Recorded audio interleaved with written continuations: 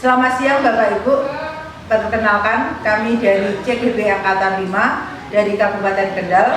Saya Lili Retno Widianti, SPD MSI dari SMA Negeri 1 Sikolorjo sebagai pengamat, dan rekan saya ada Pak Abdul Rosa dari SMK 7 Kendal dan Bapak Saiful Latif Al Mubarok SPD dari SMP 3 Patean. Kami akan melakukan praktek kucing pada hari ini dengan alur TETA. Halo Pak Rizat. Halo Bu Lili, alhamdulillah kabar baik. Bagaimana kabarnya penjenengan hari ini?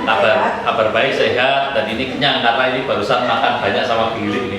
Jadinya ini penuh semangat dan penuh tenaga. Oke, hari ini kita akan mempraktekkan kucing ya Pak? Ya. Persiapannya bagaimana Pak terkait dengan praktek kucing hari ini? Apakah Bapak sudah mempersiapkan segala sesuatunya?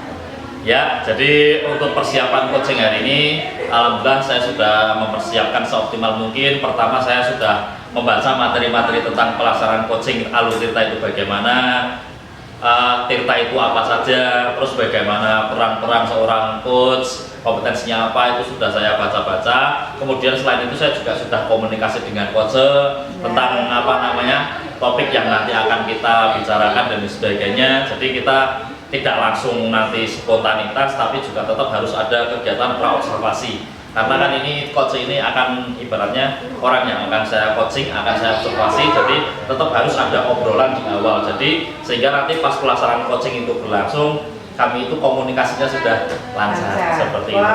Hebat sekali Pak. Iya. Persiapannya sudah matang sekali ya. Iya. Dari tadi yang Bapak sampaikan, kira-kira kompetensi apa yang ingin Bapak kembangkan? Oh iya, jadi kan ada beberapa kompetensi seorang coach ya. Ada presence atau kehadiran secara penuh, terus ada mendengarkan secara aktif, terus ada memberikan pertanyaan yang berbobot tadi, ya. Kemudian juga harus memberikan komunikasi yang memberdayakan. Tapi dari 4 itu mungkin saya tidak muluk-muluk ke kompetensi yang berat dulu. Saya ingin meningkatkan terlebih dahulu kemampuan saya untuk mendengarkan secara aktif terlebih dahulu. Karena jujur saja, saya itu orang yang kurang baik dalam mendengar cerita orang lain. Jadi seringnya itu ketika orang lain cerita, orang lain itu belum selesai ceritanya, belum sampai ke intinya, itu saya sudah gregetan terlebih dahulu. Rasanya itu ingin memotong. Ini loh, berdasarkan pengalaman saya kayak gini loh. Jadi teman saya itu belum puas ceritanya, sudah saya potong. Akhirnya seringkali ketika saya ngobrol sama teman itu, teman saya bukannya dia merasa puas sudah dengan saya, tapi malah tetap aja hatinya itu masih ada dongkolnya, karena mungkin dia ceritanya belum selesai gitu ya. Itu dari pengalaman terdahulu saya seperti itu. Jadi makanya mumpung ini ada kegiatan praktik coaching gitu ya, saya ingin meningkatkan kompetensi saya di bagian mendengarkan secara aktif tersebut. Oke. Baik Bapak Ibu, lanjut ke acara berikutnya. Kita nikmati dari kegiatan coaching hari ini pada putaran pertama. Silahkan Pak Rizak, Pak Saiful. Oke, terima kasih Bu Lili. Selamat pagi Pak Saiful. Selamat pagi Pak Rozak. Kita mulai kegiatan coachingnya. Siap Pak Rozak. Oke. Pertama, bagaimana kabarnya ini Pak Saiful? Alhamdulillah bahagia, waras, karena luar biasa apa hal yang telah disampaikan oleh tadi, suguhannya dari Bu Lili luar biasa, seperti itu aja. Berarti intinya kita berdua siap gitu ya melaksanakan kegiatan coaching ya. Siap. Saya jujur saja juga berterima kasih dengan pengamat kita ini Bu Lili gitu ya, karena sudah memberikan kita tempat, juga memberikan sajian jamuan yang sangat luar biasa sekali, sehingga kita sekarang dalam kondisi yang nyaman, kondisi sudah tidak lapar dan tidak haus lagi, sehingga kita siap melaksanakan coaching ya Pak? Siap sekali. Oke. Yang mau saya tanyakan pertama ini Pak, karena kan jenengan sudah siap ini ya posisinya. Iya. Oke.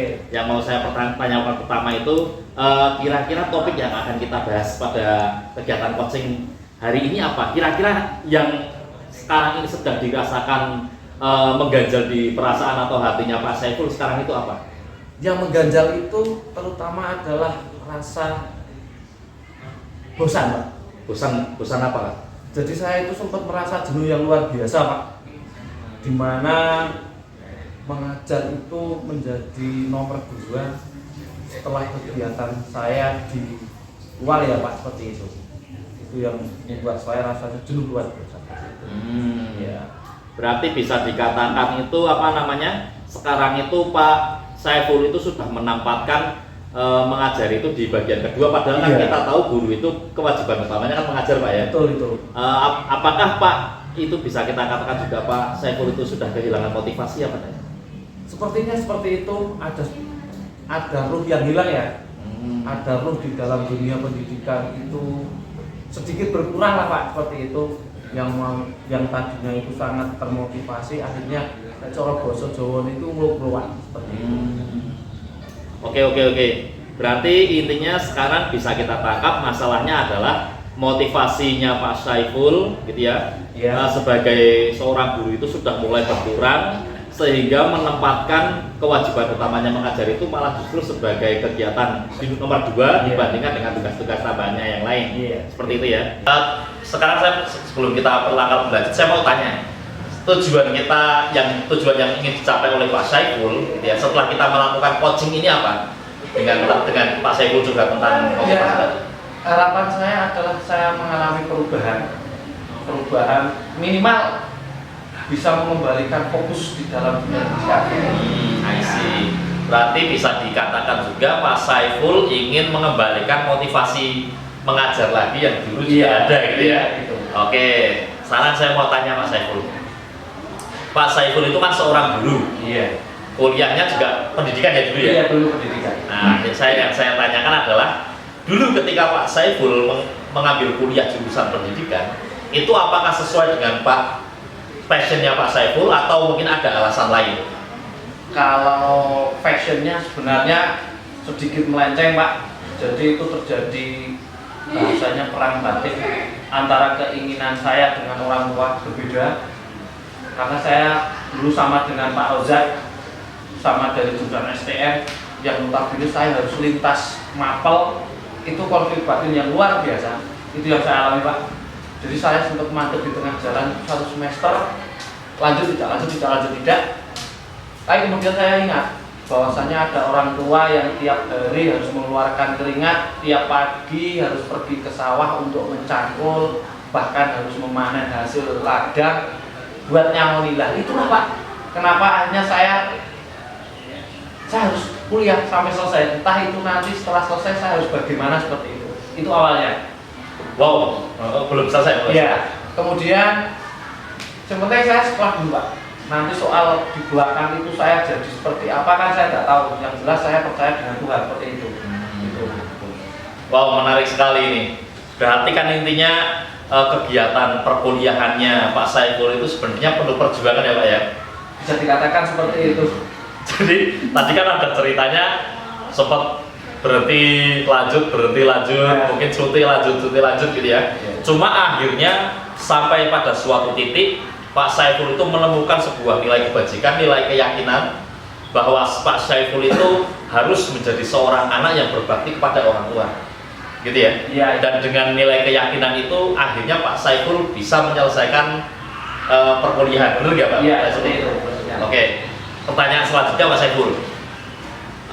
Setelah lulus, meskipun tadi dengan pergolakan batin yang luar biasa, meskipun tadi jurusan pendidikan itu sebenarnya bukan passionnya Pak Saiful, tapi kenapa setelah Pak Saiful mendapatkan gelar SPD, Pak Saiful tidak mencari pekerjaan sesuai dengan passionnya Pak Saiful, tapi kok masih tetap bergelut dengan dunia pendidikan? Bukannya Pak Saiful itu malah kecemplung ke kandang macan 2 kali, bisa saya katakan seperti itu? Betul. Sebenarnya itu adalah hal, menurut saya itu juga konflik batin yang kedua Pak. Jadi setelah saya mendapatkan gelar SPD, mau tidak mau orang tua menuntut saya harus pulang. Yang notabene saya sudah nyaman di kota, saya sudah bekerja di kota, tiba-tiba orang tua menuntut kamu harus pulang. Setidaknya ketika kamu pulang ke rumah nanti akan menjadi contoh kanan kiri atau tetangga. Mohon maaf Pak, karena di kampung minat belajar anak itu sangat rendah. Kemudian anak lulus SMP waktu zamannya saya, karena zamannya saya itu yang SD sekitar 23 anak yang melanjutkan hanya 3 anak waktu itu. Saya cerita seperti itu. Nah, rata-rata teman-teman saya ketika saya sudah kuliah, mereka sudah punya anak. Sudah punya anak dengan pernikahan dini, boleh dikatakan seperti itu. Nikah yang masih di bawah umur, yang secara negara belum diperbolehkan, tapi mereka menikah. Bahkan teman-teman saya ketika saya pulang kuliah, mereka sudah gendong anak. Ketika saya tanya anaknya siapa, tetap anaknya saya. Tetapi ketika mau masuk sekolah, itu menjadi anak kakek neneknya. Itu yang terjadi di lingkungan saya. Kemudian akhirnya dari pergulakan batin dengan orang tua, mau tidak mau saya harus minimal katanya orang tua wenono contoh kan untuk paruh. Minimal teman-teman saya tidak menjadi janda muda, Pak. Karena saya mengalami dan sampai sekarang yang terjadi, teman-teman saya kalau saya hitung yang jadi janda dan duda gara-gara pernikahan dini satu kampung itu lumayan banyak. Itu yang menjadi dasar kenapa kok orang tua itu minimal mau pulang lah. Seperti itu. Ya lambat laun 1 tahun, 2 tahun saya ikuti. Tapi dalam batin tetap yang namanya, mohon maaf, daging anak STM itu kadang sudah bilang sekalipun saya sudah kuliah. Saya pasti pengen dengan kehidupan yang teman-teman yang di STM ya seperti itu. Nah itu akhirnya saya kembali ke flashback. Ya sudah, minimal saya bisa menjadi contoh lah, atau bahkan minimal tetangga naik sekolah ada contohnya seperti itu. Itu hanya motivasi untuk saya, minimal saya bisa merubah tetangga biar mau sekolah. Tidak hanya lulus SMP nikah, kemudian bahkan ada teman saya SMP Pak, kelas 2 itu menikah. Dari kelas 2 menikah banyak dari desa saya itu. Nanti itu terjadi lambat laun, alhamdulillah sampai sekarang bisa berkurang Pak. Prestasi yang luar biasa untuk desa saya itu adalah mengurangi angka pernikahan dini dan angka perceraian dini di tingkat kabupaten. Karena pernah menjadi nomor 3 sekabupaten. Itu motivasi yang luar biasa menurut saya. Jadi mosok tetangga saya tiba-tiba sekarang teman saya saja Pak, anak saya masih kelas 5. Anak saya masih TK. Teman saya yang S1 SD itu sekarang sudah mantu. Mundur mantu, berarti usia mereka menikah rata-rata 14 tahun, 13 tahun bahkan juga ya. Ya secara pernikahan memang walau alam, tetapi secara administrasi negara anak-anak mereka yang saya sayangkan akhirnya menjadi anak dari orang tuanya, bukan dari anak kandung. Luar biasa sekali Pak. Ini gambarannya Pak. Ceritanya jenengan ini bukan lagi menarik gitu ya, tapi di atasnya menarik. Sungguh keren sekali. Kalau tadi jenengan itu punya keyakinan bahwa jenengan harus menjadi anak yang berbakti, anak yang soleh, anak yang tidak durhaka dengan orang tua sudah membiayai, makanya kuliahnya jenengan bisa selesaikan. Terus yang kedua ini juga selain memang tadi ada permintaan dari orang tua, tapi alasannya jujur lebih keren lagi karena Anda ingin berpengaruh di lingkungan Anda. Sebentar ada bel. Siapa? Dimulai. It's time to begin the 6th lesson.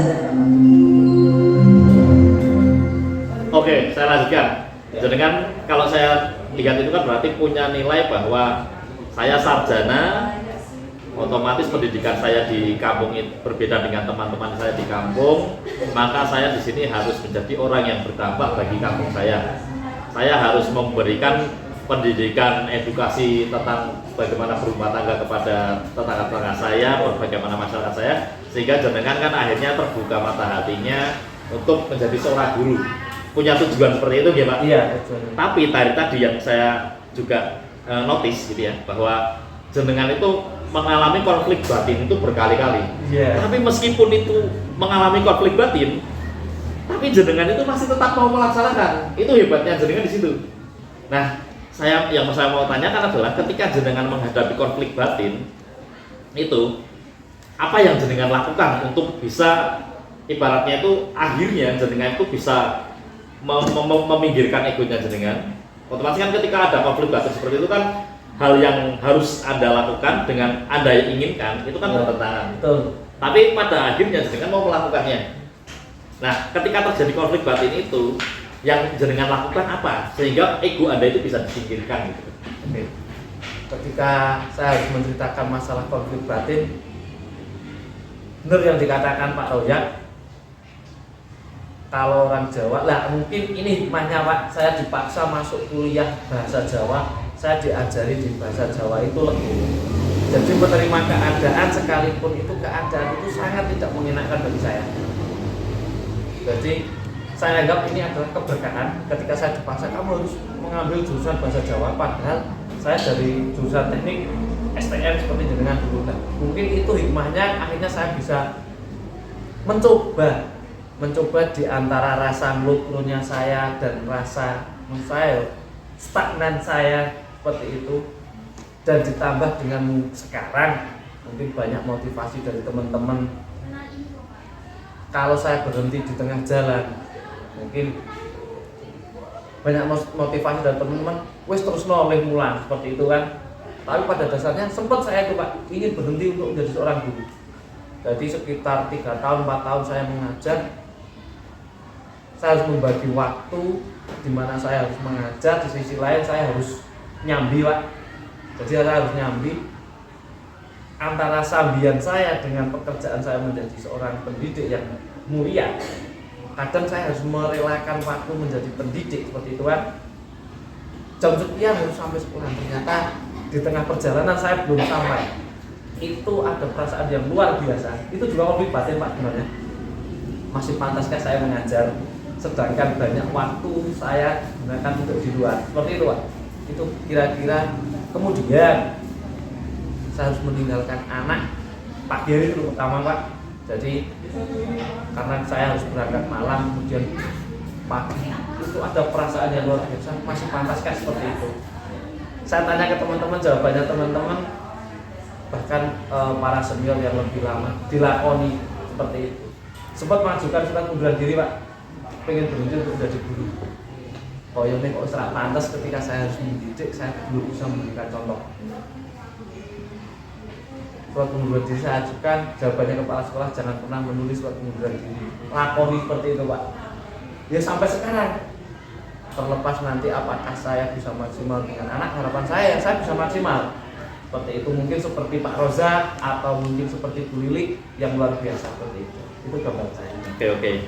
Berarti kalau saya tangkap, Iya. ketika jenengan menghadapi konflik batin, Iya. itu jenengan itu akhirnya mengembalikan, jenengan itu mempertanyakan ke diri jenengan sendiri gitu.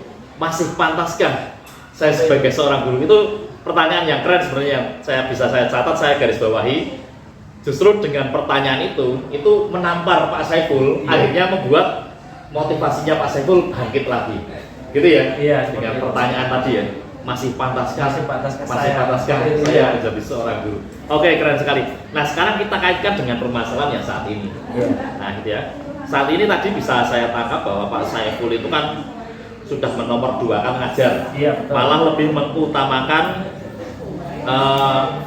tugas tambahannya Pak Saiful. Betul. Nah, yang saya mau tanyakan adalah tindakan yang Pak Saiful lakukan tersebut. Itu saya mau tanyakan sekarang, agak menampar Pak Saiful. Betul ini. Pantaskah Pak Saiful disebut sebagai seorang guru ketika Pak Saiful melakukan? Belum pantas dan tidak pantas. Jawaban saya seperti itu. Oke, meskipun jawaban singkat dan padat, Iya. apa namanya? Lalu apa yang harus Pak Saiful lakukan agar bisa dikatakan pantas sebagai seorang guru? Betul. Jawaban saya hanya memperbaiki Pak. Tetapi yang namanya memperbaiki tidak bisa langsung. Katanya mondasi saja, kalau sudah bocor kan perlu bertahap. Jadi jawaban saya hanya memperbaiki secara bertahap. Semoga atas doa teman-teman dan sebagainya, saya bisa kembali di dalam dunia pendidikan. Itu saja. Ya, berarti kan udah ada declare ya, udah ada deklarasi dari diri sendiri bahwa saya akan memperbaikinya. Iya. Nah, oke. Masalahnya kan ini kan baru dari diri, sudah bagus ini ya, dari motivasi internal. Tentunya kan itu saja mungkin tidak cukup, butuh bantuan gitu ya. Saya yakin Pak Saiful butuh bantuan. Kira-kira siapa saja yang mungkin bisa membantu Pak Saiful agar bisa semakin kembali meningkatkan motivasi agar Pak Saiful bisa pantas lagi sebagai seorang guru? Yang pertama adalah teman-teman terdekat, terutama di sekolah. Memang adalah para senior yang selalu memotivasi ketika setiap ada kegiatan. Ayo semangat lagi seperti dulu. Jadi selalu memberikan semangat, selalu memberikan motivasi, bahkan tidak segan untuk sekedar SMS atau WA di zaman sekarang ya. Pak, posisi di mana? Besok pagi ngajar seperti itu. Alhamdulillah Pak, sekarang banyak yang peduli seperti itu. Jadi yang dulu kan saya lupa, saya harus berangkat pagi seperti itu. Kalau dulu saya masih sering Pak, tidak pulang ke rumah langsung berangkat ke kerja. Jadi dari kerja berangkat lagi kerja, dari pasar berangkat lagi langsung ke sekolah itu seperti itu. Jadi alhamdulillah sekarang banyak teman-teman yang memberi semangat, bisa mendorong saya, minimal mereka ya juga sama memberi semangatnya, minimal lakoni sik bisa jadi nggo ngerem tetangga agar motivasi belajar tetangga itu bisa meningkat, kemudian lingkungan sekolah bisa meningkat. Hanya itu Pak. Jadi teman-teman terdekat memang selalu memberikan semangat. Alhamdulillah berarti ya. Iya. Sekarang ada teman, kalau dulu ada orang tua. Iya betul. Apakah sekarang orang tua juga masih terus memotivasi Pak Saiful? Iya. Juga membantu Pak Saiful? Kalau sekarang karena menginjak usia sepuh orang tua, motivasinya tidak sekencang dulu Pak. Yang penting pagi itu melihat anak berangkat kerja itu sudah kebanggaan luar biasa. Ternyata saya harus membalas apa ya, jerih payah orang tua itu dengan saya harus berangkat kerja tiap pagi, pulang sesuai dengan yang ditentukan negara seperti itu Pak. Kalau selebihnya sudah tidak seperti dulu Pak. Kalau dulu kan pasti akan bertanya, Pak Iki kuliah ora, kalau sekarang enggak. Sekarang malah yang ditanya itu kapan liburnya. Karena mungkin orang tua kangen ketika mengajak ke ladang untuk entah itu curhat kan ya, seperti itu. Yang ditanyakan malah sekarang bukan waktu untuk bekerja nih, tapi waktu untuk bersama keluarga. Tapi intinya kan Pak Saiful intinya senang ya kalau melihat orang tuanya bisa tersenyum. Iya. Berarti kan bisa Pak Saiful bisa tahu langkah yang harus Pak Saiful lakukan adalah dengan disiplin berangkat bekerja tiap hari. Itu kan bisa membuat orang tua bangga. Ya. Itu juga bisa jadi tambahan motivasi untuk saya. Pak itu ya Pak Saiful ya. Ya. Sekarang pertanyaan berikutnya, kalau ini kan tadi kalau kita telisik lebih jauh ngelenteng itu sebenarnya kita sudah bisa menyimpulkan. Tapi ini terakhir ini Pak. Kalau Pak Saiful tadi sudah menemukan, sudah tahu masalahnya apa, terus sudah tahu bagaimana cara mengatasi konflik batin, terus siapa saja yang membantu, terus bagaimana cara meningkatkan motivasi sudah tahu juga kan, itu sudah dijawab sendiri. Sekarang agar motivasi itu tidak turun lagi, otomatis kan butuh yang namanya komitmen Pak. Betul. Ibaratnya gitu ya. Ibaratnya orang pacaran itu namanya pacaran kan kadang putus nyambung. Makanya butuh sebuah komitmen biar nggak putus-putus. Komitmennya kan pernikahan. Iya. Nah sekarang termasuk juga untuk motivasi Pak Saiful agar guru itu mengajar itu tidak dinomorduakan. Kira-kira komitmen apa yang akan Pak Saiful lakukan ataupun buat ataupun canangkan di diri Pak Saiful agar tidak lagi menomorduakan mengajar? Oke. Komitmen yang ingin saya lakukan, saya hanya belajar dari teman-teman Pak. Ketika teman-teman itu ternyata bisa sregep, terutama ketika jujur, ketika saya itu guru penggerak. Ini adalah menurut saya sekalipun ini dipaksa, ini mungkin bentuk komitmen yang harus saya lakukan terlepas apapun yang kemarin dikerjakan, apapun yang kemarin. Mungkin ini bentuk komitmen, ini cara kepala sekolah saya, cara teman-teman untuk mengikat komitmen saya, dan saya juga sadar diri, oh sudah waktunya saya harus kembali lagi ke komitmen ini karena saya harus belajar dari teman-teman yang sangat luar biasa ini. Inilah yang menjadi awal komitmen saya bisa fokus kembali di dalam dunia pendidikan seperti ini. Wah luar biasa sekali.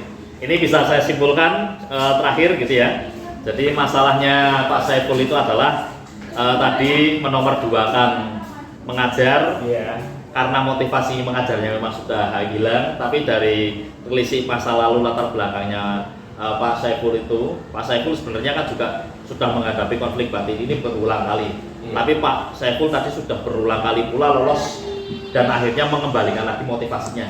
Caranya tapi ada banyak gitu ya, dengan meyakini nilai-nilai kebajikan. Saya harus berbakti pada orang tua. Saya harus berdampak kepada masyarakat saya, gitu ya. Iya. Terus saya juga siap dibantu oleh rekan-rekan saya, ada banyak rekan-rekan yang siap membantu. Jadi intinya dari perbincangan kita sudah kita temukan jawabannya Pak, solusi dari permasalahannya Pak Saiful. Tinggal sekarang Pak Saiful siap untuk mengaktualisasikannya Pak Lidah ini. Siap ya Pak Saiful? Semoga siap. Oke. Hanya itu jawabannya. Gitu. Oke, clear berarti ya. Ya. Berarti ke proses coaching kita pada siang hari ini selesai, alhamdulillah. Sekarang sudah merasa lega Pak Saiful? Lega sekali, alhamdulillah. Terima kasih atas coachingnya dari Pak Abdul Rozak. Iya, alhamdulillah. Ini apa namanya?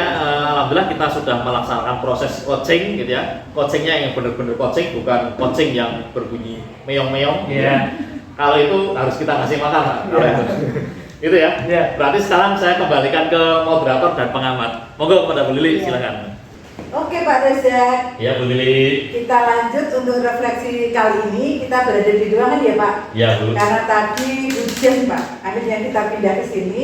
Oke Bapak Ibu, untuk refleksi kali ini mengenai observasi yang putaran pertama kita lakukan di dalam ruangan, mengingat kondisi cuaca. Oke Pak Resep, tadi Bapak sudah menjadi coach dari Pak Saiful ya Pak ya? Iya Bu. Nah, dari kegiatan coaching tadi, kira-kira Pak, apa yang sudah berjalan dengan baik dalam percakapan tadi? Alhamdulillah tadi setelah saya mencoba melakukan praktik coaching, saya sebagai coach dan Pak Saiful sebagai coacher, Iya. ada beberapa hal yang saya rasa sudah berjalan baik. Yang pertama adalah kehadiran atau presence Iya. yang saya tampilkan.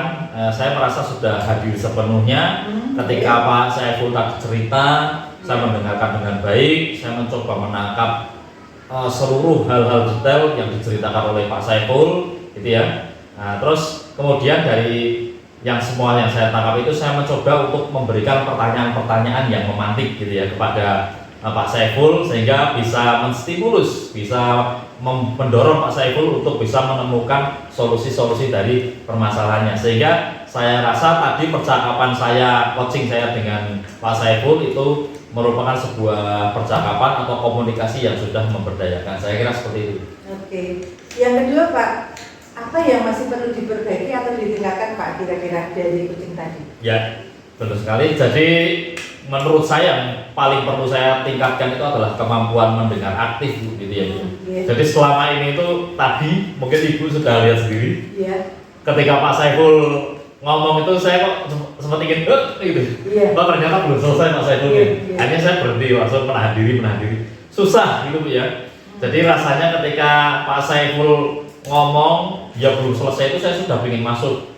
Dan rasanya itu menahan diri untuk langsung memberikan solusi inginnya gitu. Padahal kan itu tidak diperbolehkan dalam proses coaching. Iya. Karena coaching itu kan modelnya hanya menuntun secara kayak air mengalir saja. Iya, betul. Kita itu hanya melihat coach itu mau sampai mana gitu. Kita harus ikut mengalir itu saja. Nah itu susahnya di situ mendengarkan, tidak menyela dan juga untuk menahan diri untuk langsung ngasih solusi. Iya, betul. Yang ketiga Pak, untuk terkait yang dalam kondisi present atau kehadiran penuh tadi, sebelum dan saat melakukan coaching, menurut Bapak ada peningkatan nggak ya? Oh iya, jadi menurut saya ada peningkatan sih. Tadi di sebelum kegiatan ini, coaching ini dilakukan di latihan-latihan sebelumnya, Iya. kebetulan saya juga latihannya sama Pak Saiful. Iya. Itu jujur saja saya awalnya itu masih belum terlalu present sih ya, Iya. belum terlalu hadir di ceritanya Pak Saiful ya. Iya, iya. Saya masih banyak bercanda, saya juga masih belum memahami alur cerita itu seperti apa, sehingga akhirnya pembicaraannya itu tidak menuju ke sebuah tujuan yang hendak dicapai. Iya. Atau yang ingin solusi yang ingin dicapai oleh seorang coach, tapi tidak, malah akhirnya jadi curhat muter-muter gak jelas. Oke. Nah sekarang alhamdulillah itu sudah ada peningkatan sehingga saya ketika saya presence itu baik, ketika saya kehadiran saya itu baik, maka saya bisa mengajukan akhirnya pertanyaan-pertanyaan yang akhirnya bisa memantik Pak Saiful sebagai coach untuk menemukan sendiri solusi dari permasalahannya. Ya, luar biasa Pak. Berarti umpan balik yang dari saya, terkait dengan coaching tadi, pada putaran 1 Bapak sudah melakukan alur cerita dengan baik. Kemudian Pak Saiful juga mulai menemukan pendekatan-pendekatan apa yang sekiranya bisa menjadi solusi dari permasalahan beliau. Demikian Bapak Ibu refleksi pada putaran pertama. Selanjutnya kita lanjut ke putaran kedua. Tetap stay tune ya di sini. Selamat siang. Dadah.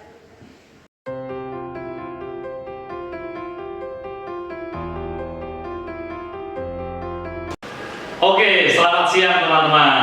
Tadi untuk sesi pertama kita sudah laksanakan pelaksanaan kegiatan coach dengan saya Abdul Razak SPD sebagai seorang coachnya dan Pak Saiful sebagai coachnya dan Bu Lili sebagai pengamatnya. Kini kita menghadapi siklus yang kedua, yaitu di mana saya sendiri sebagai seorang pengamat, Pak Saiful sebagai seorang coach dan Bu Lili sebagai seorang coach. Nah, namun sebelum kita mulai sesi yang kedua atau tahapan yang kedua daripada pelaksanaan kegiatan coaching hari ini, terlebih dahulu saya ingin bertanya-tanya terlebih dahulu dengan coach kita pada siang hari ini, itu Pak Saiful. Selamat siang Pak Saiful. Selamat siang Pak Roger.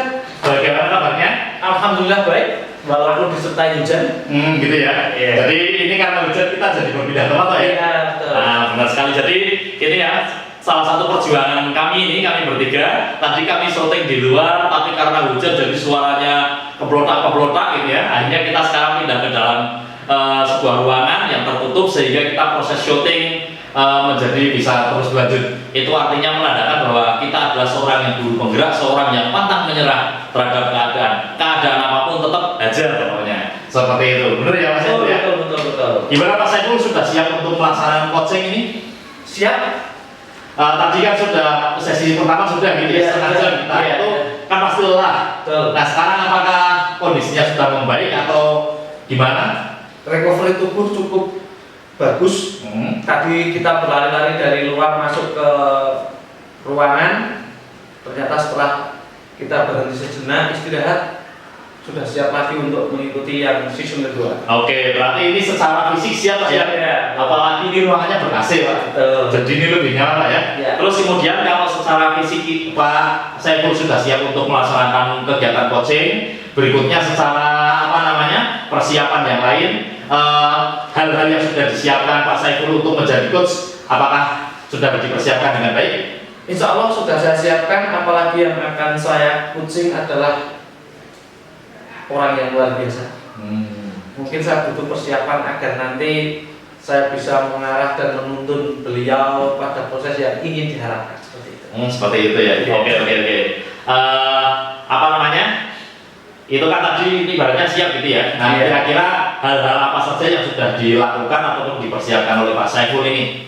Gitu ya. Hal yang perlu saya siapkan adalah pertama tadi sudah disampaikan yang mental ya. Yang kedua pasti adalah kompetensi yang harus saya pegang agar nanti saya bisa mengalir dengan kucingnya nanti biar nanti bisa menang seperti itu. Oke, seperti itu ya. Terus ini kok membawa buku ini, apakah ada sebuah catatan-catatan gitu ya? Betul, memang ini saya siapkan buku. Kenapa saya siapkan buku? Barangkali nanti ada penyampaian dari coachnya ingin menyampaikan apa, bisa saya resume setidaknya satu bisa bermanfaat kepada kucing kucing ini ya. Nanti ketika saya harus memberikan umpan balik terhadap coachnya bisa bermanfaat seperti itu. Seperti itu ya. Oke.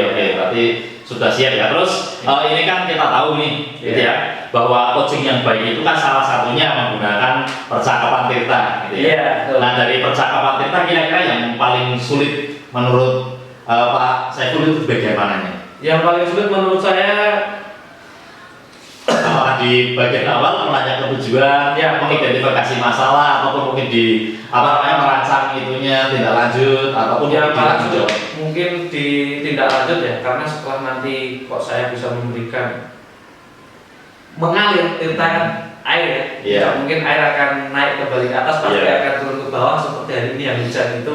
Semoga saya bisa menjadi seperti air itu, jadi di tanggung jawabnya bisa apa ya? Bisa membawa, bisa Ya, membawa. pokoknya intinya biar mengalir kayak Iya, air gitu iya, ya. gitu, ya. Terus terakhir ini Pak, pertanyaan terakhir. Kompetensi apa nih yang ingin Pak apa namanya ya nanti concern di Pak Saiful tentang kompetensi seorang coach itu apa yang ingin ditingkatkan? Ada presence atau kehadiran, ada mendengarkan dengan aktif, ada memberikan pertanyaan yang berbobot, terus ada juga melakukan komunikasi yang memberdayakan. Kalau saya cenderung mendengarkan, Pak. Mendengarkan. Biasanya yang namanya lidah kalau sudah diajak bicara itu sulit untuk ngerem. Iya. Mohon maaf nih, biasanya lidah katanya lidah tidak bertuan. Bertuan. Iya, Bukan bertuan. iya, betul. Lidah tidak bertuan, jadi harusnya saya mendengarkan, jangan sampai nanti saya memotong pembicaraannya beliau Bu Lili. Harusnya saya menjadi pendengar setia, malah saya menjadi orang yang mencegah keinginan beliau kan akan sangat berdosa bagi saya. Benar sekali Pak. Oke, ini tadi saya lihat membawa HP ini, apakah ini untuk nikmat untuk membantu Pak ya? Betul Pak, tadi kan secara sesuai dengan kesepakatan tidak lebih dari 30 menit. Iya. Barangkali nanti dengan HP ini saya bisa men-timer skenario yang akan kita jalankan pada hari ini, sehingga keinginan yang ingin disampaikan oleh Bu Lili benar-benar bisa tersampaikan, kemudian saya bisa menjadi pendengar yang baik sesuai dengan alur cerita, kemudian saya bisa membawa ke arah yang bertanggung jawab seperti itu. Oke, bisa saya bantu Pak, saya pegangkan saja Pak ya. Timernya Pak. Nah, saya kan dinyalakan juga Pak. Timernya gimana Pak? Nanti kan saya sebagai pengamat juga bisa membantu. Nah, ya, Pak. Ini untuk jamnya monggo Pak, nanti Oke. bisa di-setting, tinggal pencet itu Pak. Ya, terima kasih. Sudah siap ya? Siap. Pak Saiful sudah siap? Siap. Bu Lili sudah siap? Siap.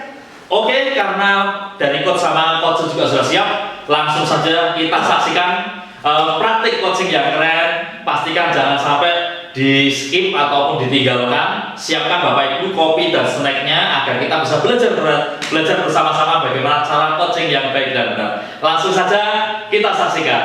Check this out. Oke, terima kasih Pak Rozak atas waktunya. Pada kesempatan kali ini kita akan berkucing bersama Bu Lili. Halo Pak. Gimana kabarnya? Baik, luar biasa Pak. Alhamdulillah masih tetap semangat. Semangat. Bagaimana jadwal mengajarnya hari ini Bu Lili? Sangat padat Pak. Hari ini hari Senin, bagi saya energinya harus terkuras di hari Senin. Pertanyaannya kok kenapa harus terkuras hari Senin padahal masih ada hari Selasa sampai dengan hari Jumat? Saya nggak tahu nih. Kurikulumnya itu pilih kasih nih dengan saya. Hari Senin itu dipasang 7 jam Pak.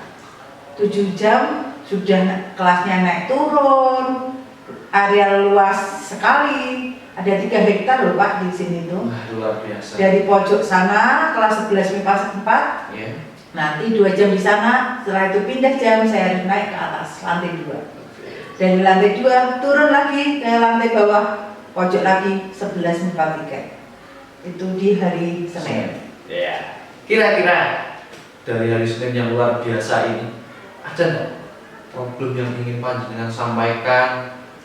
Kemudian di hari ini kira-kira apa yang ingin Anda sampaikan pada hari ini? Oke. Sebelumnya saya cerita dulu ya Pak. Boleh, silakan bercerita dulu. Saya itu mengajar sudah lama Pak, dari tahun 2001 sampai sekarang 2022. Ya. Awalnya saya dulu mengajar di SMA 1 Bawang, Ya. Kabupaten Batang selama 20 tahun Pak di sana. Wah, luar biasa. Kemudian saya berpindah ke SMA 1 Sukoharjo mulai tahun 2001. Kalau dihitung SK saya di SMA 1 Sukoharjo itu per 1 September 2021. Jadi kalau dihitung sekarang ini saya 1 tahun, ulang tahun 1 tahun di SMA 1 Sukoharjo. Dengan ritme gaya belajar anaknya tentunya berbeda. Ya. Dari SMA 1 Bawang dengan SMA 1 Sukoharjo. Inputnya berbeda sekali, kemudian gaya belajarnya berbeda dan jangkauannya juga berbeda. Karena kalau di SMA 1 Bawang dulu itu termasuk SMA yang mewah Pak. Kenapa mewah Pak? Ya. Karena dekat dengan sawah. Tapi di sana Ya, anak-anak oke. inputnya itu anak-anak gunung Pak. Nah sekarang berpindah ke SMA 1 Sukoharjo yang notabene anak kota karena dekat dengan bundaran, dekat Ya, dengan betul. pasar, dekat dengan alun-alun. Setelah dari perjalanan ceritanya panjenengan dari SMA 1 Bawang dan metik atau terbang ke Sukoharjo 1, ada nggak kesulitan-kesulitan yang panjenengan hadapi, mungkin di dalam kelas, mungkin bersama dengan Bapak Ibu guru? Kesulitan apa kira-kira yang membuat panjenengan itu selalu mengingat? Iya, begini Pak, saya mungkin di awal tahun pertama pada waktu itu saya masih muda, itu tidak ada kesulitan. Tapi begitu saya memasuki usia 40 tahun ke atas, itu saya menemui kendala pada waktu mengingat nama anak Pak. Karakteristik anak-anak tersebut itu saya nggak hafal. Apalagi kalau dijumpai anak yang namanya sama. Kebetulan di SMA 1 Sukoharjo ini saya mengajar 32 jam. Kimia dalam satu kelas itu 4 jam. 4 jam berarti kalau saya mengajar 32 berarti saya mengajar 8 kelas. Dengan satu kelasnya berisi sekitar 36 anak. Berarti 36 anak dikalikan 8 kelas. Berarti 200 lebih ya Pak ya? Iya, betul. Nah dari 200 lebih itu saya tidak mengenali betul karakteristik per satu anaknya. Yang saya ingat hanya yang Pak. Iya. Kalau terrajin, terpandai, kemudian misalnya dia selalu bikin onar, sering terlambat, itu saya ingat betul Pak. Tapi begitu saya ketemu dengan anak-anak yang biasa saja, itu saya tidak ingat. Apalagi kalau nama anak tersebut sama. Misalnya Deva di kelas 12 MIPA 1, ternyata saya jumpai juga Deva di kelas 11 MIPA 1. Dengan karakteristik yang hampir mirip. Bahkan saya pernah menyampaikan ke anak, ada yang namanya Moses di 12 MIPA 1, ternyata ada yang mirip di kelas 11. Sampai saya katakan, "Nam, kamu punya kembaran ya di kelas 11?" "Enggak Bu, kita itu gak ada hubungan darah sama sekali, tapi mirip." Pernah nggak itu disandingkan kira-kira? Misalkan ya, tadi ada kata Moses. Iya. Pernah nggak dua anak itu disandingkan, kemudian yang namanya Deva itu, kemudian cara mengingatnya? Pernah Pak, saya sandingkan dan memang ada kemiripan sekali. Dan itu tidak hanya terjadi di saya ternyata. Beberapa Bapak Ibu guru ternyata mengalami hal yang sama. Jadi mereka juga susah, ini tuh kelas yang mana gitu loh. Dan itu terjadi terus-menerus. Saya ada rasa bersalah Pak. Karena Pak, harusnya sebagai guru yang baik itu kan mengenali satu persatu anak didiknya.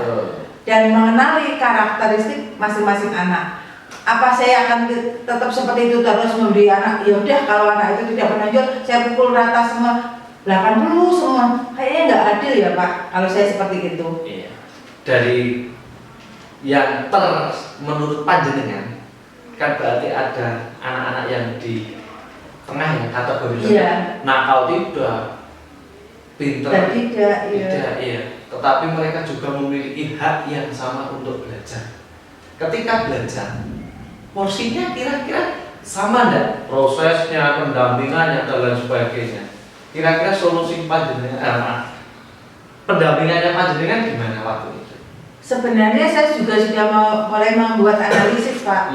Jadi setiap saya sebelum melakukan penilaian itu saya membuat analisis diagnostik ke masing-masing anak. Saya mencari tahu potensinya mereka itu kemana, suka kimia apa tidak, terus kemudian cara belajar mereka bagaimana, gaya belajar mereka bagaimana. Saya sudah melakukan analisis itu.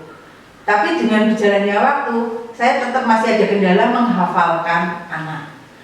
Saya juga sebenarnya sudah melakukan sebuah terobosan Pak. Dengan cara pada waktu saya mengajar, saya beri nickname.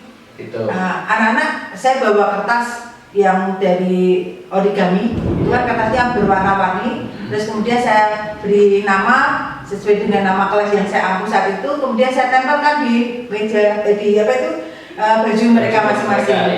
Sebenarnya tujuan saya itu sebenarnya supaya saya tahu nanti yang anak aktif itu siapa saja, yang kurang siapa saja. Caranya seperti itu. Selain itu saya juga mencoba membawa kertas Pak, buku catatan seperti ini.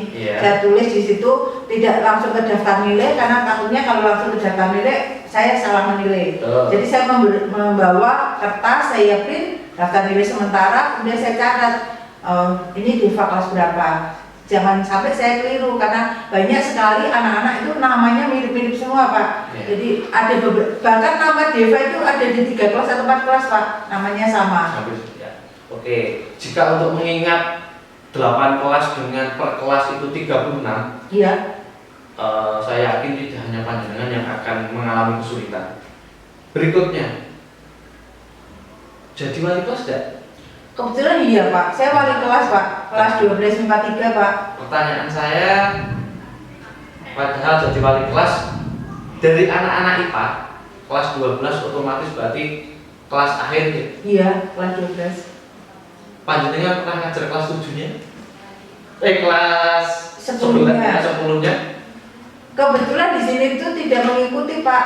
Kadang saya mengajar di kelas 10-nya, udah nanti di kelas 11 sudah ganti guru lagi. Iya. Artinya kita itu tidak tahu betul latar belakang anak tersebut.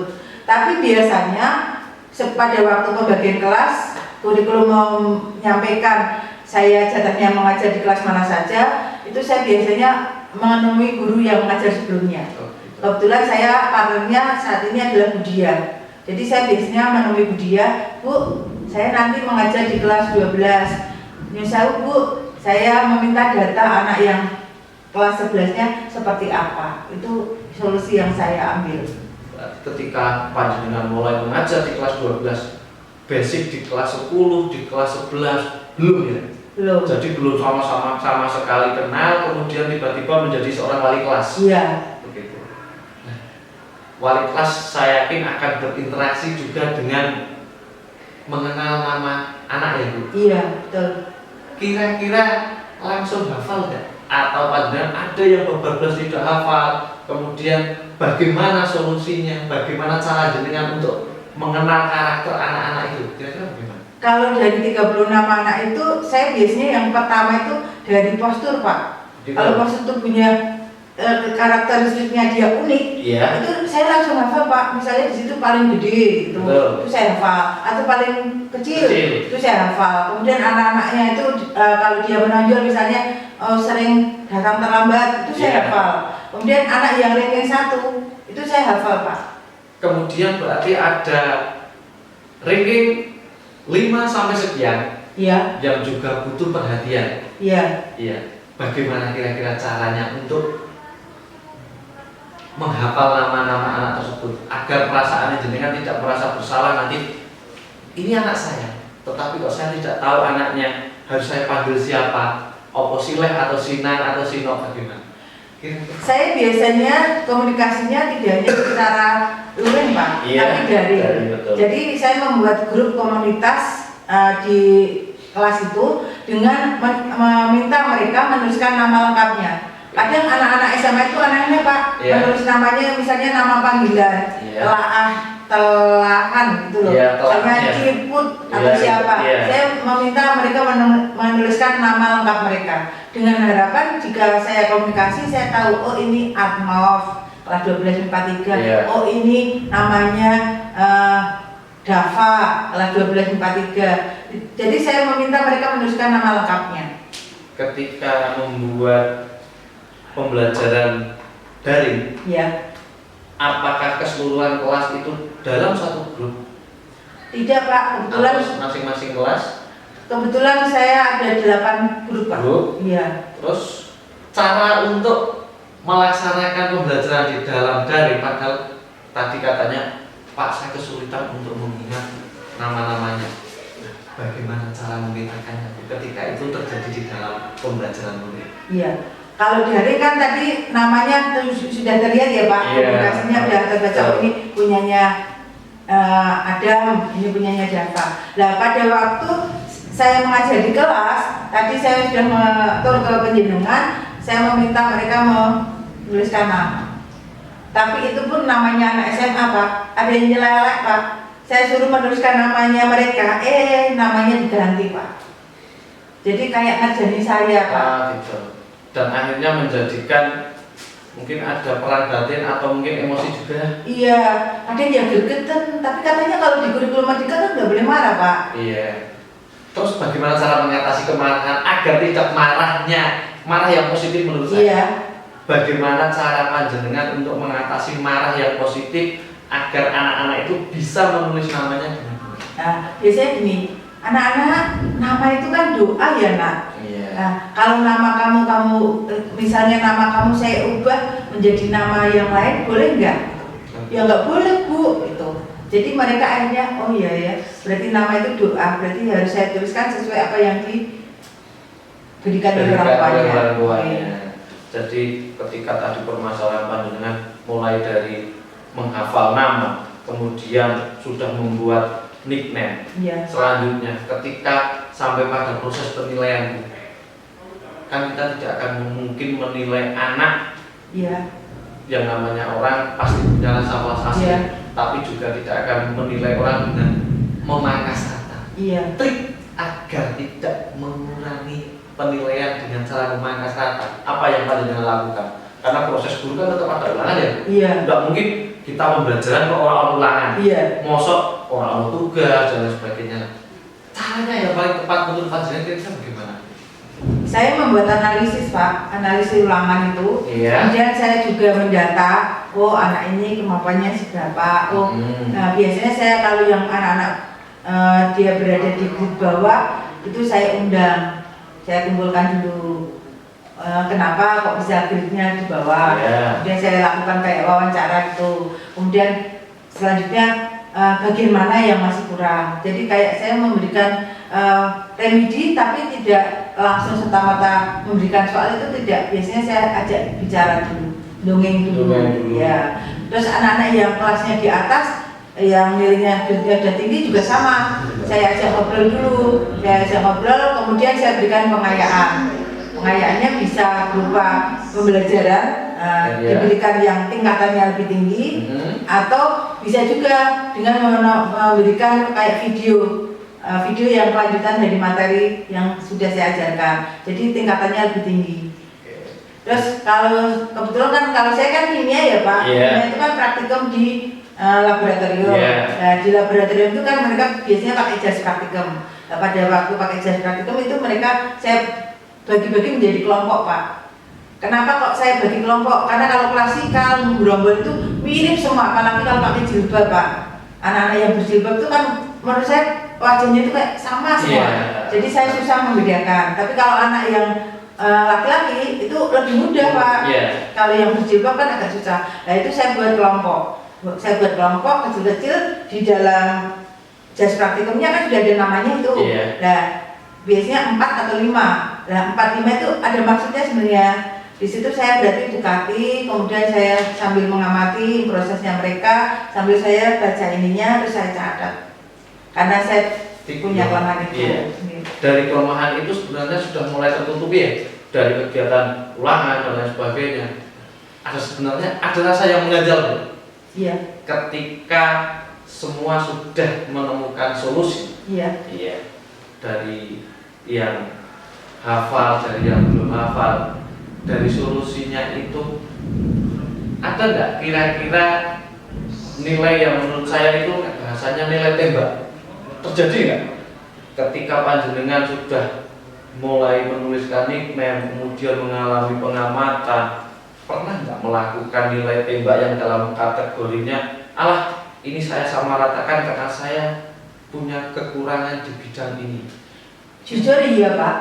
Terus bagaimana perasaan panjenengan ketika setelah melakukan nilai tembak itu di dalam hati panjenengan ada perasaan bersalah nggak? Ada perasaan gelo, cara bahasa Jawa ini ada rasa gelone ora kayak bocah harusnya seperti ini. Kira-kira apa yang Anda rasakan? Iya Pak, jujur gelo. Karena mata kita kan tidak seperti kamera ya Pak. Kalau dari CCTV mungkin bisa teramati semuanya ya. Kadang kita fokus mengamati di kelompok ini terlewatkan di kelompok lain gitu loh. Walaupun sudah ada ini, ternyata tidak membantu 100% Pak. Hanya membantu di beberapa kelompok. Kalau saya keliling di kelompok lain bisa jadi mata saya nggak melihat dengan awas gitu loh. Jadi kadang saya juga merasa bersalah. Oh, kadang saya berpikir ini itu betul nggak ya kalau nilainya 80? Saya masih pikir Pak, masih tepat nggak ya?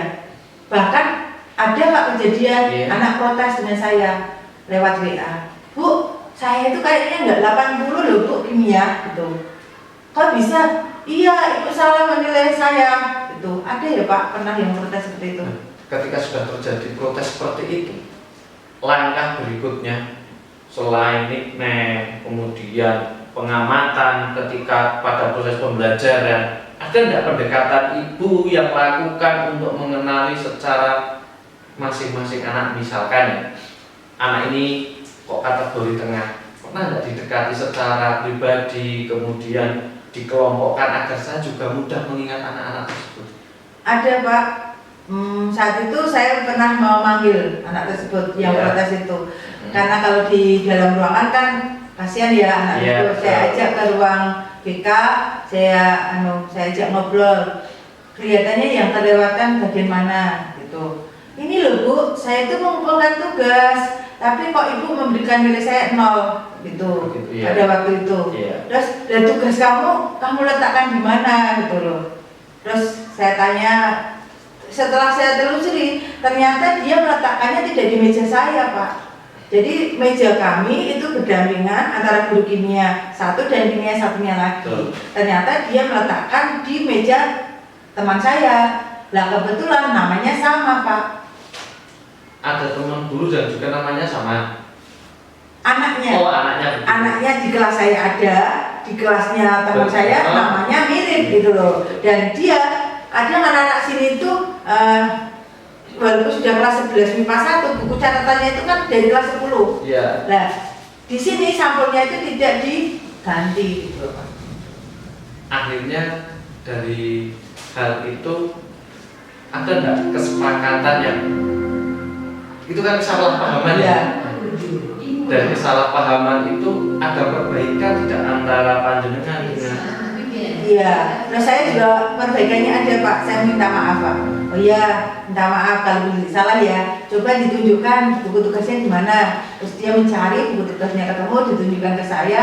Saya walaupun guru pun saya karena saya berbuat salah, saya sampaikan ke anak tersebut minta maaf. Dan sebagai konsekuensinya di berikutnya saya membuat Google Sheet Pak, supaya nanti anak-anak secara portofolio itu mereka bisa tahu, oh nilai saya sekian, tugasnya saya belum mana. Jadi anak-anak saya berikan linknya dan mereka bisa melihat nilai temannya juga nilai dia sendiri. luar biasa. Jawaban Ibu sangat luar biasa dari awal. Tadi panjenengan bercerita kesulitan mengingat nama, ya kan Bu? Kira-kira setelah panjenengan bercerita dengan saya, perasaan panjenengan bagaimana? Lega Pak, yang tadinya itu kayak apa ya, ganjel di hati, itu sekarang sudah lega sekali Pak. Kemudian dari perasaan panjenengan yang sudah lega itu, ada tidak trik untuk memperbaiki agar saya mudah mengingat, mudah menghafal, kira-kira seperti itu, kira-kira apa? Kalau saya simpulkan yang saya sudah lakukan, berarti yang pertama itu saya lebih melihat anak itu dari ujung kaki sampai mencermati. Jadi pada waktu masuk awal, pada waktu saya mengabsen mereka, saya amati satu persatu.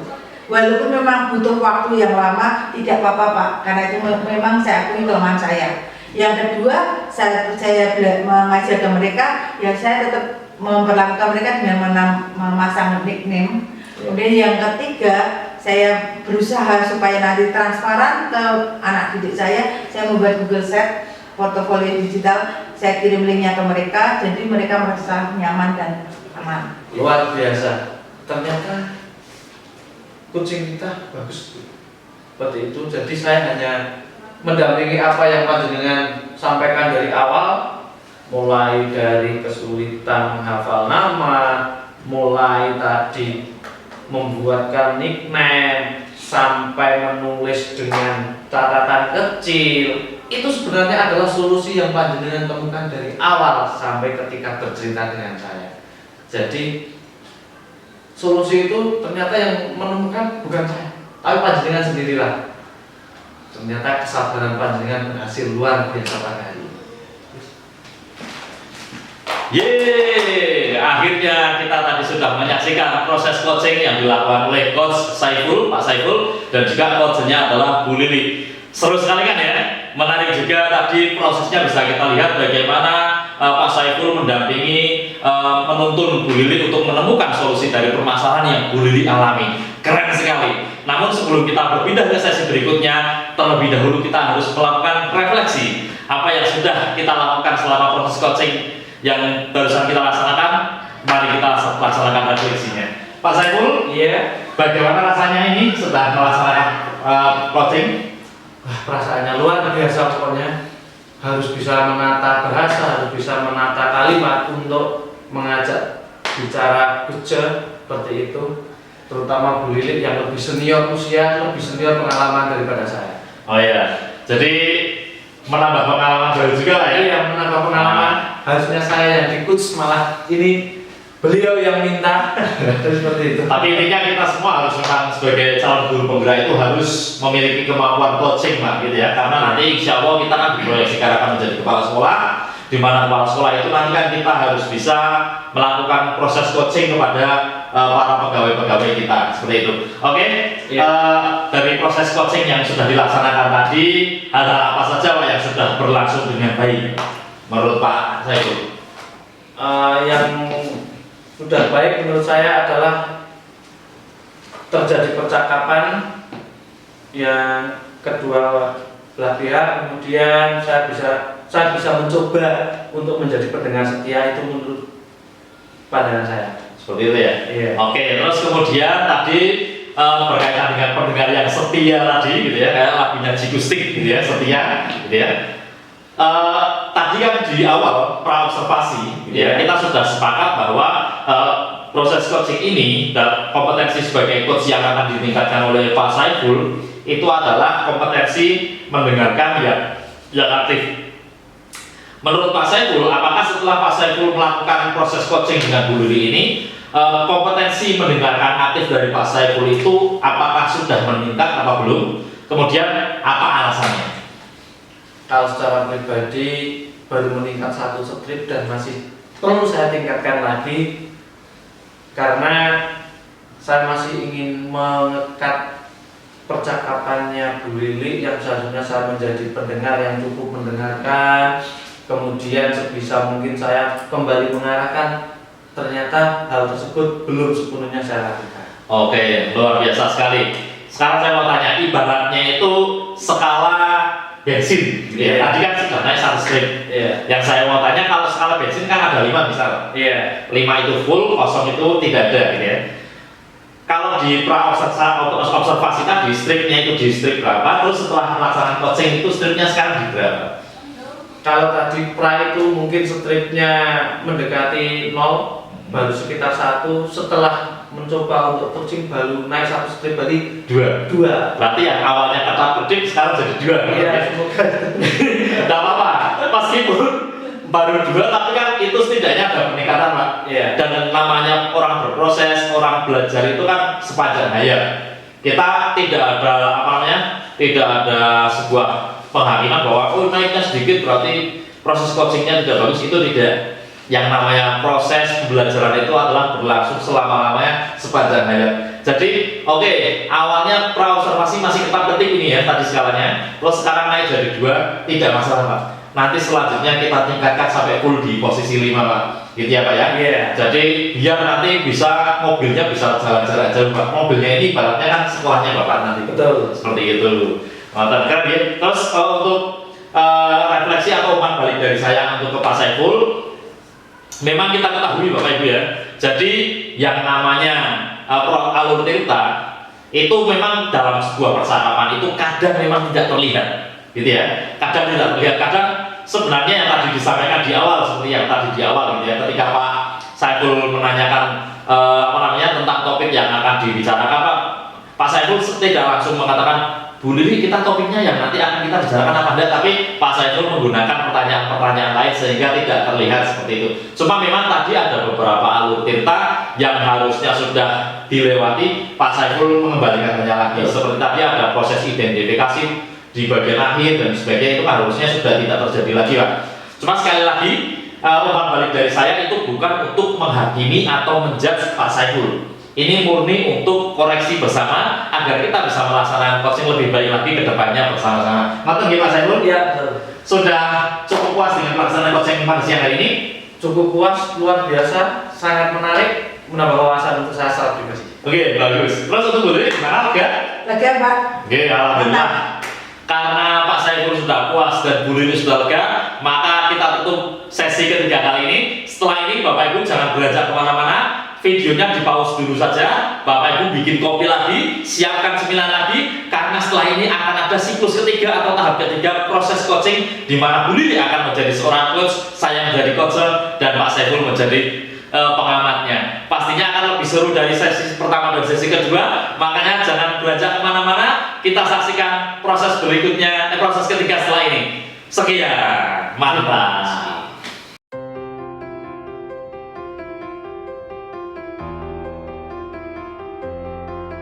Kembali ke season 3 di acara kegiatan kali ini.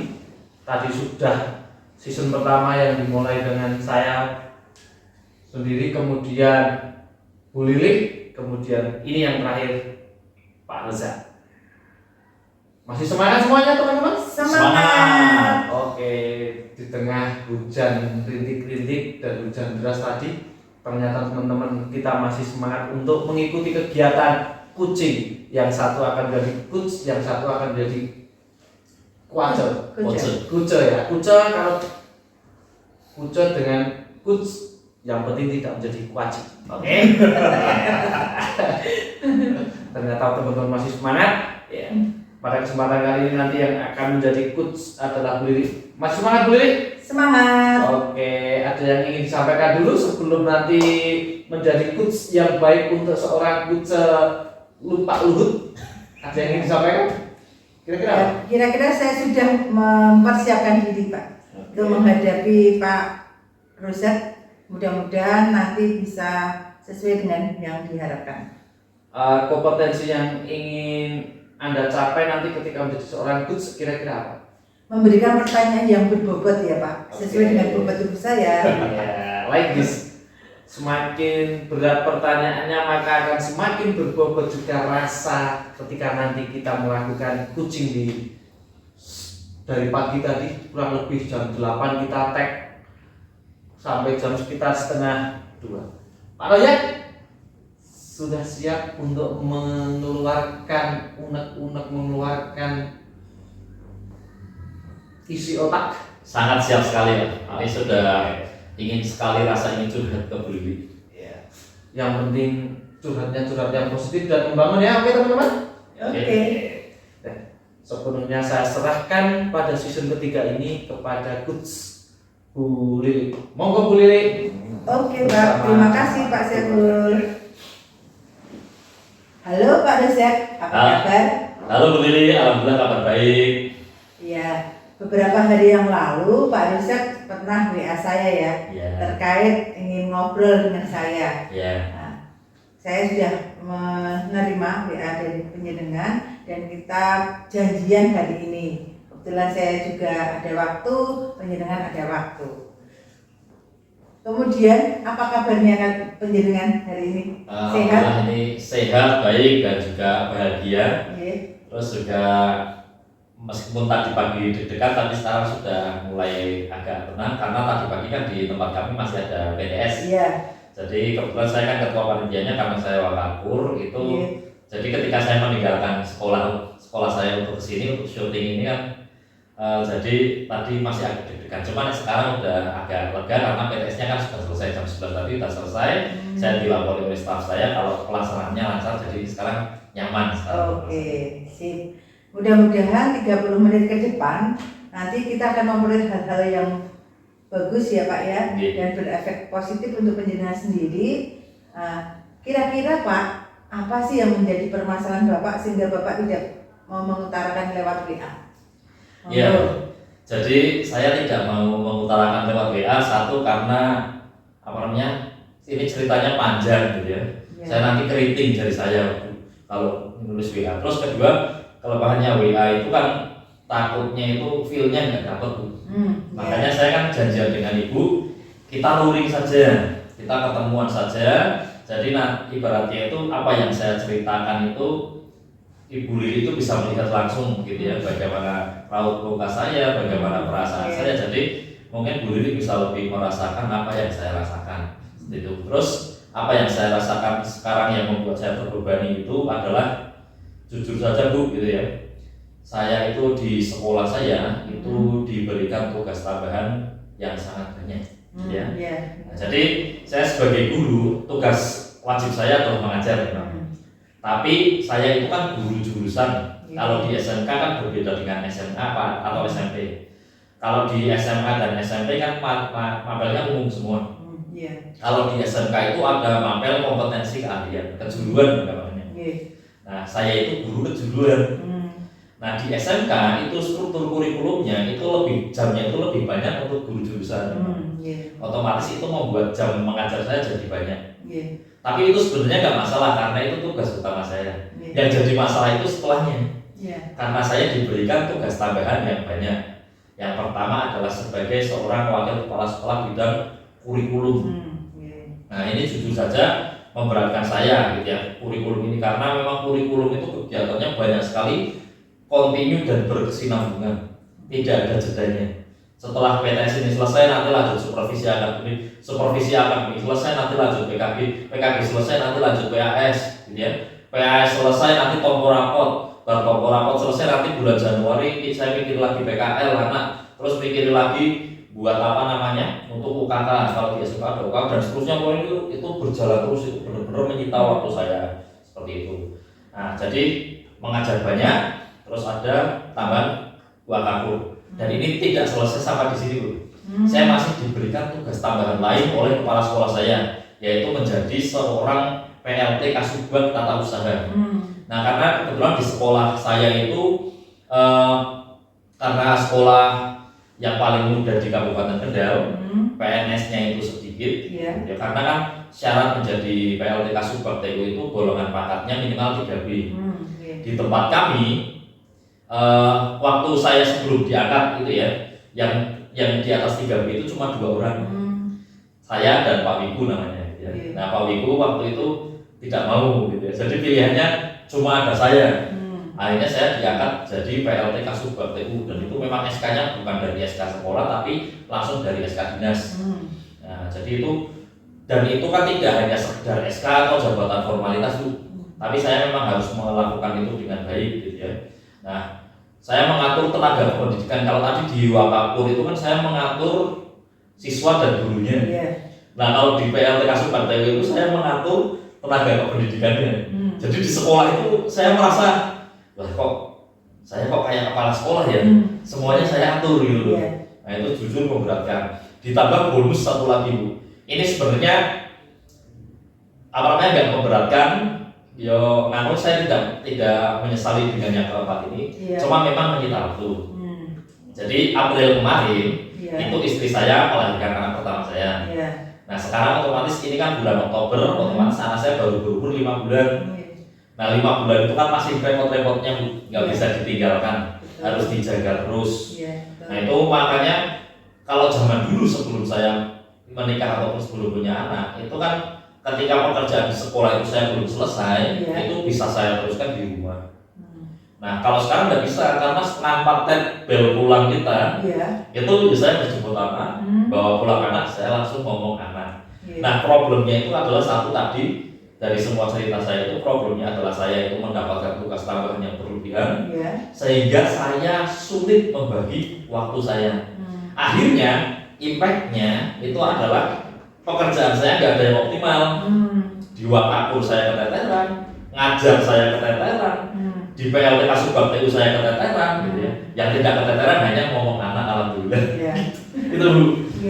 Wah, luar biasa sekali ya Pak. Berarti banyak sekali penjenengan termasuk multitasking.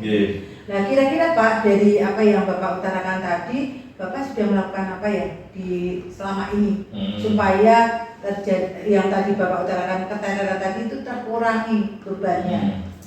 Ya, jadi kalau selama ini yang sudah saya lakukan itu adalah yang pertama saya tentunya meminta kepada kepala sekolah untuk diberikan staf-staf gitu ya. Dan memang stafnya saya request Iya. Nah seperti itu. Jadi dari kepala sekolah pun memberikan ketika rapat manajemen di awal tahun pelajaran itu Iya. juga memang memberikan kewenangan lebih kepada kami para waka, kepada Iya. manajemen untuk menentukan siapa stafnya, dan itu dirapatkan bareng-bareng. Iya. Nah biasanya di saya di waka kurikulum itu yang dipertamakan. Nah seperti itu. Saya juga alhamdulillah ini sekarang punya staf-staf yang memang ya saya seret dengan mereka. Nah, saya memang cenderungnya lebih seretnya kepada orang-orang yang umur kelahiran 80-an. Kalau yang 90-an atau 2000 saya cenderung kurang cocok. Bukan berarti saya umurnya 30-an tidak cocok dengan anak 20-an, enggak, tapi anak orang ataupun pekerja yang lahirnya 80-an atau lebih tua dari itu biasanya kan sudah berkeluarga, udah punya anak, mereka tahu tanggung jawab. Makanya saya suka meminta staf yang cenderung lebih tua-tua daripada yang anak muda. Anak muda di tempat kami guru-guru mudanya itu cenderung masih suka mabar, Bu. Gitu ya, mabar jadinya, makanya saya seperti itu ya sudah saya lakukan itu. Terus apa namanya? Ya itu apa namanya paling ya melihat sosok-sosok yang juga multitasking juga di pekerjaannya, bagaimana cara mengatur waktunya, membagi waktunya, kayak Pak Luhut bisa Panjaitan gitu ya.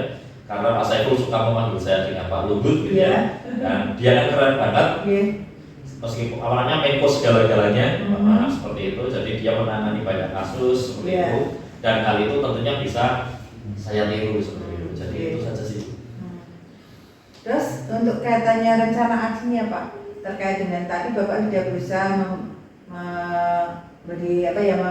mengajukan kepada Bapak Kepala Sekolah terkait dengan beban tugas Bapak yang banyak dengan memperoleh asisten ya, dan request sesuai dengan yang Bapak inginkan. Nah, rencana aksinya bagaimana Pak? Supaya dari yang sudah diberikan oleh Bapak Kepala Sekolah memberikan asisten, kemudian ke depannya itu seperti apa?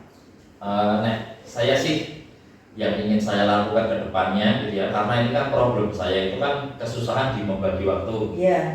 Nah jadi biasanya kan kesusahan membagi waktu itu kan antara kuantitas pekerjaan dengan waktu yang tersedia itu kan lebih banyak kuantitas pekerjaannya.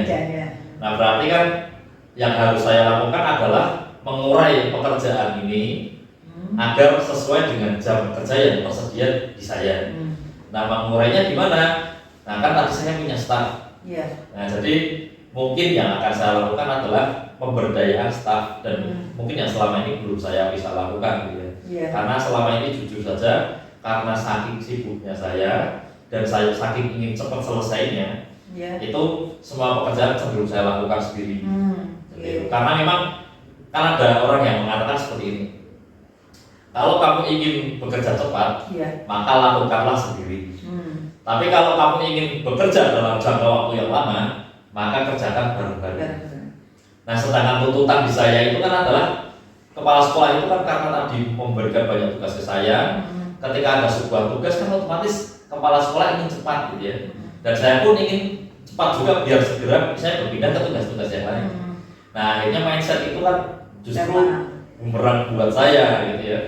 Nah itu jadi itu agar itu tidak terjadi kan tentunya saya harus bisa membagi pekerjaan saya, mendelegasikannya ke staf-staf saya.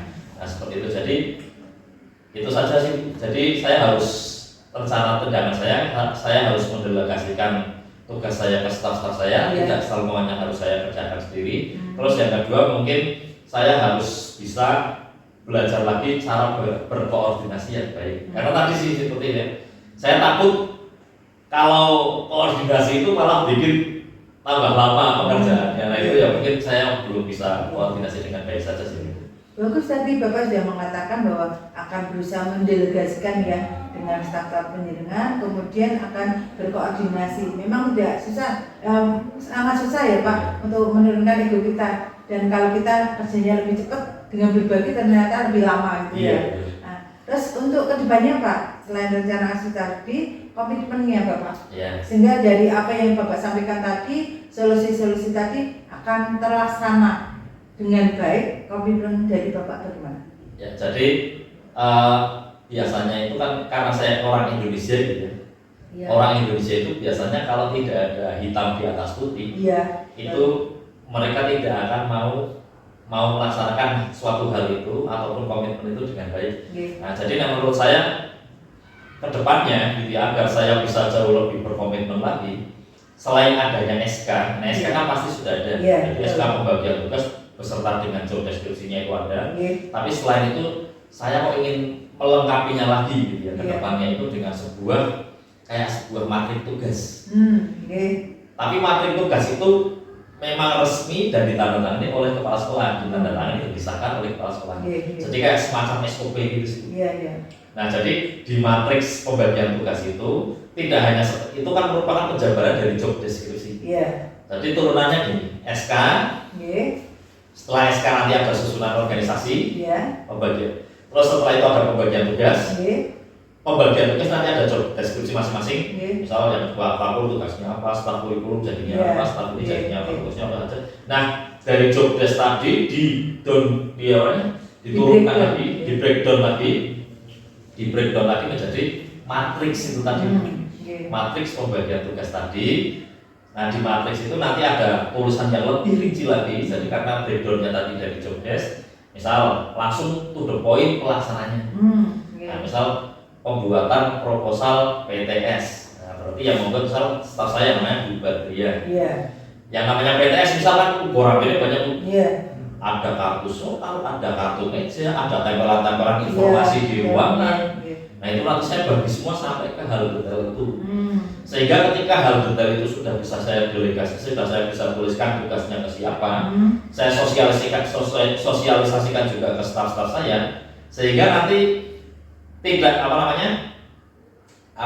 pendelegasian ini tidak hanya murni dari keinginan saya, tapi satu itu merupakan bentuk tugas sehingga memang harus dilakukan dengan baik. Terus staf saya pun jadi bisa mereka itu memiliki keberanian dan memiliki wewenang untuk menegur saya juga, meskipun mereka secara hierarki kan di bawah saya. Tapi ketika ada matriks itu dan ditandatangani oleh kepala sekolah, ketika tugas membuat proposal tiba-tiba saya yang buat, kan pastinya staf saya bisa protes. Pak, ini tugasku, jangan mau garap deh. Nah, seperti itu. Jadi selain ada motivasi internal dari diri dalam saya yang ingin membuat matriks tadi, juga ada motivasi eksternal yang akan membuat saya bisa istiqomah dan saya bisa komitmen untuk melaksanakan perubahan ini. Seperti itu. Luar biasa loh Pak, tadi dari buat matrik, tadi di breakdown dari SK ya Pak ya, job description-nya jelas, kemudian di breakdown lagi, ditempel di mana ya Pak kira-kira? Ditempelnya ya paling karena ini itu di lingkungan internal saya dengan staf saya, kan di sekolah saya ada ruang wakabur, ada ruang waka-waka, ya nanti di ruang waka saja. Jadi biar kebaca staf-staf saya, karena memang di ruang wakabur itu kan sebagai tempat mangkalnya base campnya kan orang-orang kurikulum. Terus kira-kira rencananya kapan Pak? Insya Allah ini segera, kebetulan ini di tempat kami sedang melaksanakan PTS, ini minggu terakhir. Kemarin kan selama 2 minggu, kemarin sudah jalan 1 minggu, ini minggu terakhir.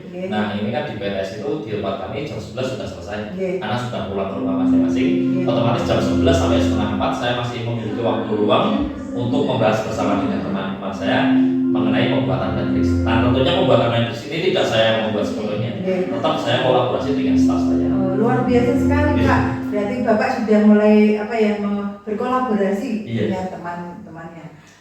Mudah-mudahan saya tunggu ya Pak kabar 2 minggu ke depan dari rencana baik dari Bapak. Mudah-mudahan itu berjalan dengan lancar. Kita ketemu lagi minggu depan. Saya tunggu kabar gembira dari penjenengan. Mudah-mudahan apa yang sudah menjadi komitmen penjenengan tadi terlaksana dengan baik. Kita ketemu lagi. Saya tunggu WA penjenengan. Siap Bu.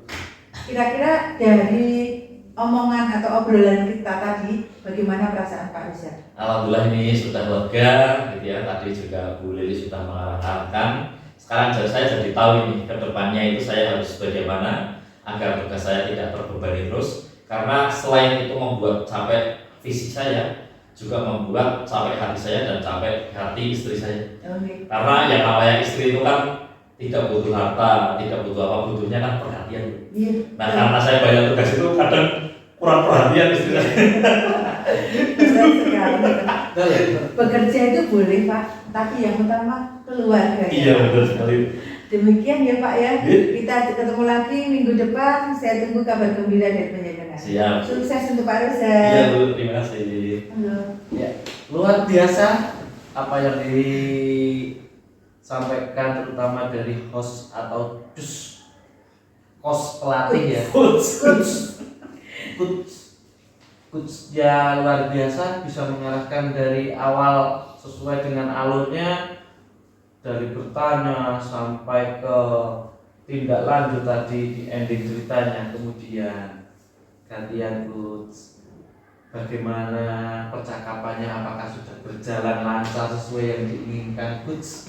Sudah sesuai Pak, dan lancar tadi ya, tapi masih ada sih kadang pengen apa ya, nyambung di situ. Oh, Karena kadang menahan diri itu paling susah Pak. menahan diri untuk hal yang sebenarnya hal yang baik ya. Iya. Cuma akan menjadi kurang baik ketika kita memotong pembicaraan orang lain. Kemudian menurut panjenengan apa yang perlu ditingkatkan agar panjenengan bisa menjadi coach yang lebih seperti itu? Kalau menurut saya kita perlu menambah wawasan Pak, menambah wawasan sesuai dengan topik yang ingin dibincangkan antara coach dengan coacher. Nah, kalau kita sebagai coachnya tidak paham betul topik yang akan dibicarakan, jadinya agak terhambat di situ. Tepuk tangan untuk coach dan coachnya. Luar biasa. Refleksi tinggal ke saya. Jadi refleksi saya untuk coach dari alur yang disampaikan dari awal sampai ke akhir, pertanyaannya luar biasa, kemudian bisa menggugah, dan seorang Pak Abdul Rozak bisa menemukan solusi dari sebuah beban yang menurut beliau beban, ternyata bisa temukan sendiri melalui bantuan seorang coach yang berbobot dengan pertanyaan dan